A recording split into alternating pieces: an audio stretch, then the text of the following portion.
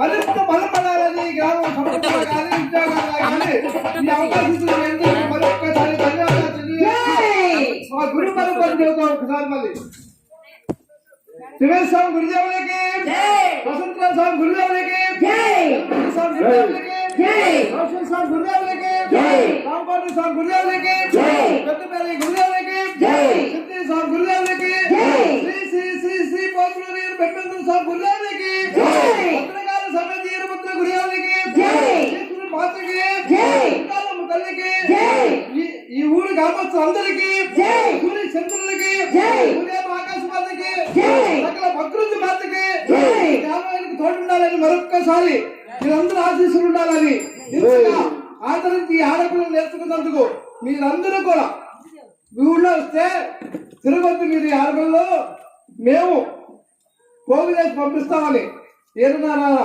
వెంకట సుబ్బారావు గారు, శ్రీనివాసరావు ఇంకా 10 మంది కూడా మీరు వెళ్ళిపోండి అన్నారు.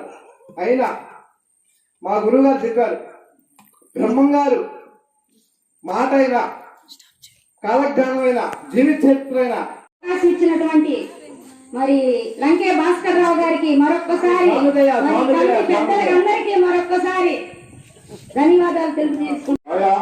ఈ గ్రామస్తులు గారికి మనవి, ఎందుకంటే ఈ ఆడపిల్లలు పలు రోజుల్లో కూడా ఎంతో శ్రమపడి తక్కువ రోజుల్లో మరి చిన్న చిరుకానికి ఇస్తున్నారు. మీరందరూ కూడా ఆహ్వానించగా మనవి చేస్తున్నాం. గట్టిగా క్లాస్ కూడా జై శ్రీకృష్ణ పరమాత్మకు, శ్రీరామచంద్రమూర్తికి, ఆంజనేయ స్వామికి, వెంకటేశ్వర స్వామికి, హరిహరాదులకు, త్రిమూర్తులకు, చతుర్వేదములకు, పంచభూతములకు, షట్చక్రవర్తులకు, సప్త ఋషులకు, అష్టదిక్పాలకులకు, నవగ్రహములకు, దశావతారములకు, వీరభద్ర స్వామికి, మాతా గోవిందమాంబకు, జనని జగదీశ్వరికి, ముడిమారి సిద్ధయ్య గారికి, మన గురువు గారైన నిర్మలమ్మ గారికి, ఆర్మర్షి గురువు గారైన మేడా కృష్ణ గారికి, కళాకారులకు, కళాభిమానులకు, గ్రామస్తులకు, గంగమ్మ తల్లికి జై శ్రీ